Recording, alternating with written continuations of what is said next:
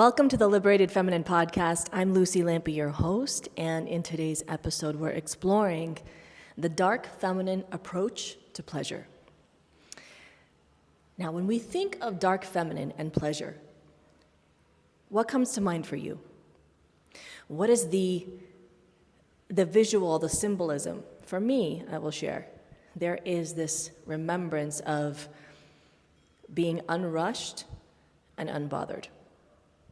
Unrushed in my pleasure. There is nowhere that I need to rush to. There is nothing that I need to chase.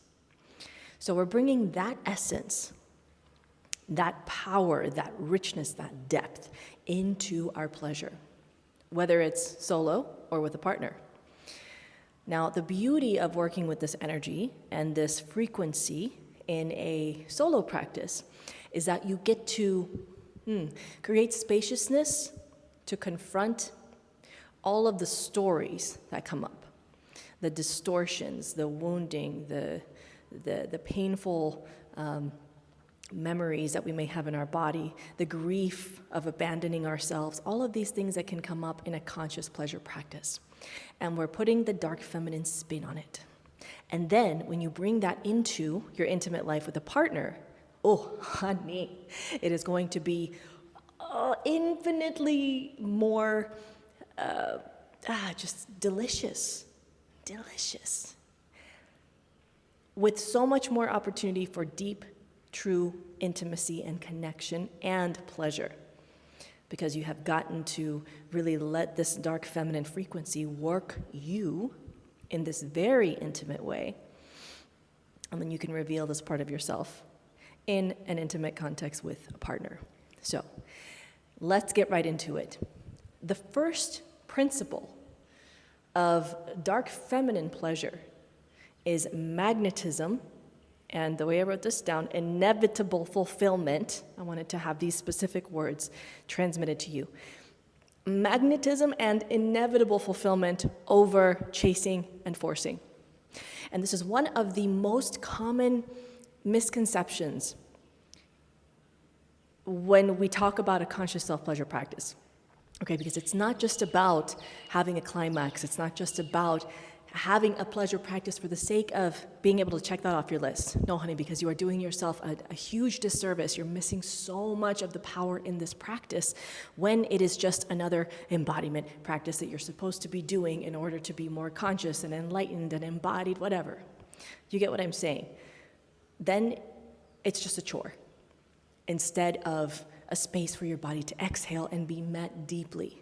So this concept here of magnetism and inevitable fulfillment, the undertone of that is, because I know that my pleasure is inevitable, that my being met deeply is inevitable, I get to relax in this moment and let it come to me.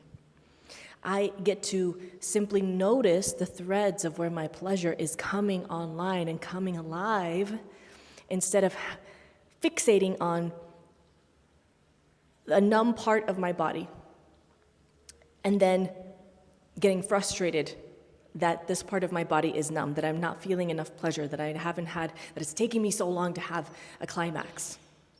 Whole different energy. Because the way that you show up to your self-pleasure is also going to reveal so much about how you operate in life.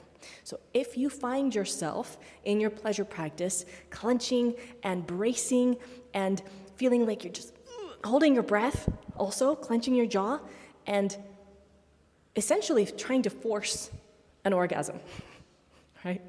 And hey, you know what? Forced O's can be fun and kinky, and some people are super into that, and I get it, okay? Whatever floats your boat. But I'm talking about this feeling of not so pleasurable forcing. This feeling of this pressure that is loaded with judgment and shame and guilt and fear and scarcity and lack. That's not sexy. It has a different kind of forcing. So dark feminine principle, number one, with this magnetism and inevitable fulfillment is, if I know that my pleasure is coming, my orgasm, the most mind-blowing, exquisite kind of climax is coming, And maybe not even in this session, in these next 5 minutes or next 30 minutes or however long you have for today, but you know that it's coming. So you get to just relax a little bit and say, you know what, it's fine. If it doesn't all come to me right now, I know that it's coming to me. And me being more in my unrushedness about it is what is going to create the space for it to come to me. And this translates into life as well. It translates into everything. All right, so that is number one. Number two, presence over performance. Another misconception with the self-pleasure practice is that we have to feel pleasure every time. That if we're not feeling in our ultimate bliss, that if we're not having these mind-blowing cervical O's, that we are somehow missing it. But in your dark feminine frequency, in this embodiment, you understand that the key is being present with whatever is there. If numbness is there, that is your companion for now. If grief is there, if anger, rage, frustration, overwhelm, shutdown, whatever is there, that is your companion. That is what you get to be present with. So the idea is to be more deeply present with whatever is there and show yourself the kind of unconditional love and acceptance that you are so hungry to feel with someone else. This is a whole different experience than coming into your self-pleasure practice in a performative way, where you're trying to extract from your body, where you are trying to get your body to perform for you just to help you feel good. And look, I get it. We're not making this bad. And let's step outside of that and see a different possibility. Because as long as let's call it your inner feminine and inner masculine, right? As long as your inner masculine is trying to extract pleasure, inspiration, creativity from your inner feminine in order to guarantee an outcome or guarantee success in this specific goal, there's going to be this tension between your inner feminine and masculine where they just don't get along. This is not harmonious when there is an extraction and a self-abandonment. Because let's say that your body doesn't want penetration in one session, but the part of you that wants to just hurry and rush and doesn't want to be present with what's there because it's uncomfortable or it's awkward or it's inconvenient or it's heavy and dense, then that masculine aspect of you is not providing the containment and the safety for the inner feminine in you to just feel and express and surrender into her deepest, most ecstatic orgasm. Are you tracking with me?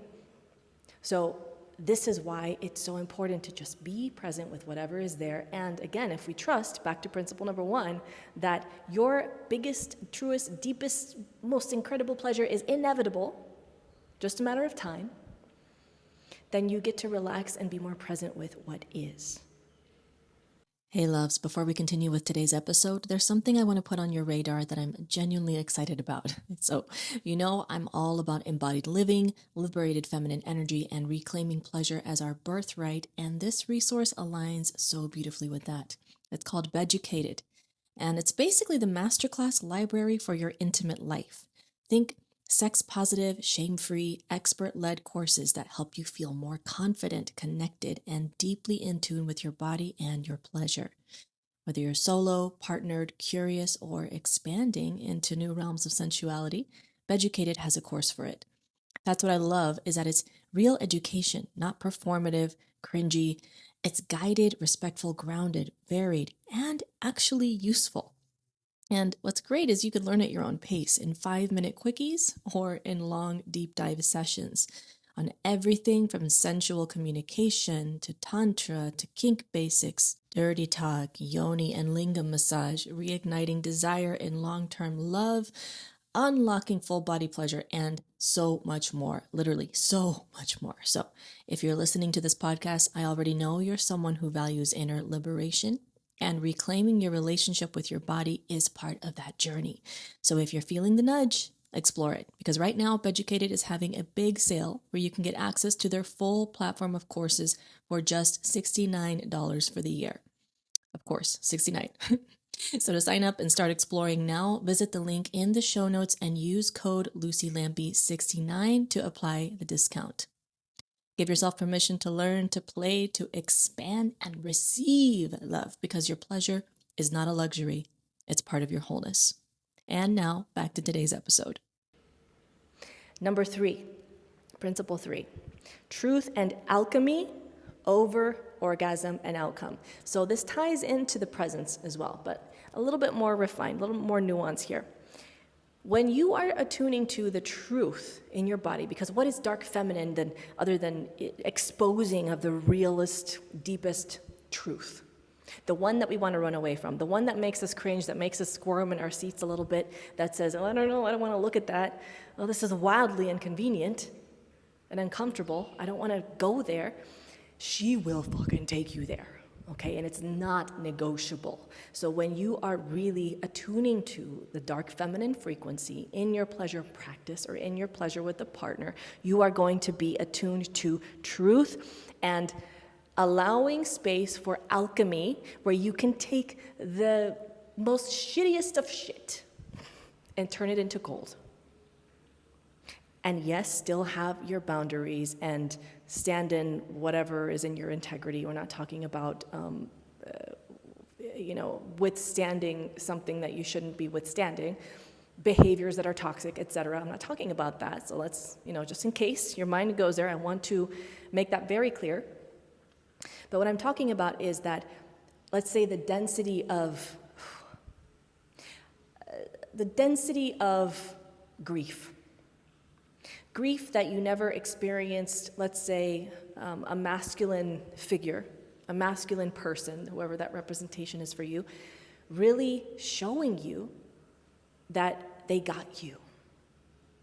And maybe with this lover now, you feel that, but there's a part of you that is grieving because you realize that you never had that before. So it's beautiful, and there's grief. Both can coexist, the celebration and the grief. And so in that, let's say that the truth of what wants to come through is tears.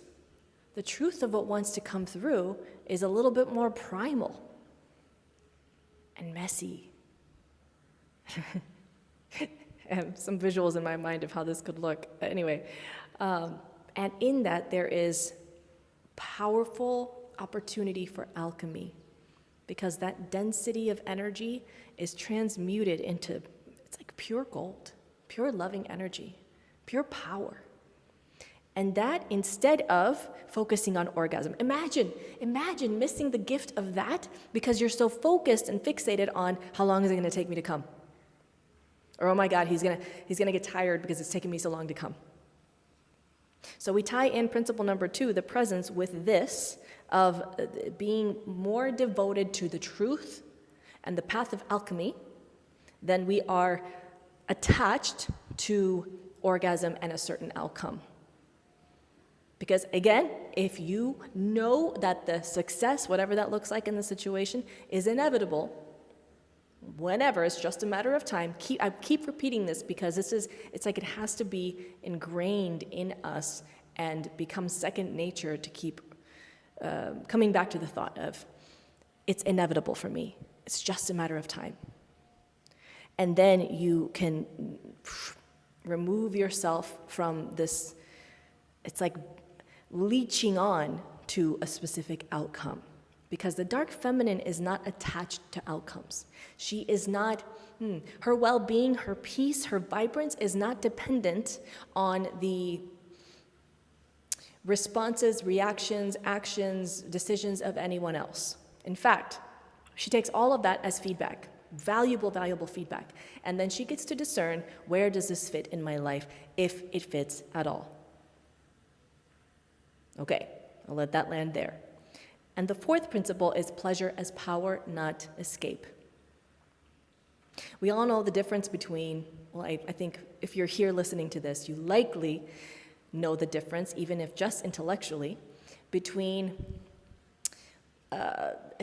having an orgasm as a quick taking the edge off of something. And it really is just that, like just quick. And you know what? That has its time and its place too. It's not something I'm going to knock, right? But there's a big difference between that and accessing your pleasure as a means to touch your power more deeply and more fully. For example, if you are in your pleasure practice and you are working with the energy and the sensations in your cervix, right? There is a certain degree of actual openness and surrender and open-heartedness to be able to work with that deep place, the deeper place in your yoni. Different experience than if you just stay on the outside, on the external, in the vulva. Totally fine if you do. Again, everything can have its time and place. But if you're wanting to touch your power more deeply, and you are right there at the gate of the portal, because literally, what is the cervix? It's a portal. It is a portal into the womb. The womb is a portal of souls into this realm, into this human earthly realm, right? So you are touching this deeper power. Let's see, how else can I say this? It's like Indiana Jones going through the temple and having to go through all these obstacles and challenges and come up against all these dangerous things. And we can consider that our fears, our inner demons, our insecurities and doubts and shadows to get to the Holy Grail. And we could consider the cervix the Holy Grail. This doesn't mean that cervical orgasms are superior to others. Absolutely not. But it is a different experience. And so it is for me, the way that I experience it and have witnessed other women's stories in this as well, guiding them through their pleasure and sexual healing. It is the most profound way to really touch our own hearts and access a deeper power that is so big that we ourselves are afraid of it. And that is so dark feminine coded when you think about it. Because what does a dark feminine do? She exposes where you are getting in your own way. She exposes where you are deluding yourself, dimming your power, downplaying your fucking amazingness in the name of being humble, but it's false humility, it's false light. So she will expose all the shit, all of it, so that you can come home to your true power. Not just like a knockoff version of it, a clone, a version of you that looks like you on the surface, but it's not you, not at the core, not at the heart of it. And what the dark feminine frequency wants for you is truth. It is truth, even when it's piercing, even when it's fiery, and also when it's soft, because it doesn't always have to be intense. But she wants truth for you, the most distilled, still, calm, inner knowing of truth. So that you can be the most purified vessel of love for yourself, for your life, for your relationships, for the world, for whatever it is that you are here to do in this life. And so this piece of using pleasure as power instead of just as a numbing or an escape is how the dark feminine prefers to experience pleasure. She's not there to run away from something. If anything, she's going to say, look at this thing that you haven't been willing to look at. I'm going to show it to you right now as you're on the edge of climax. And I'm going to edge you. And I'm going to mess with your head a little bit because I want you to see this. I need you to see this. I need you to hear this and feel this. And it can be pretty confrontational. But in the bigger picture, it is necessary and it is in service to the highest love. So here you have 4 principles of the dark feminine in pleasure. And I'm curious to hear how this plays out in your life, in your pleasure practice, in your partnered, intimate experiences. So if you're watching this on YouTube, feel free to comment below. And if you're on Spotify, I believe you can also comment there as well. Otherwise, thank you for tuning into this episode. And here is to liberating your wild feminine heart.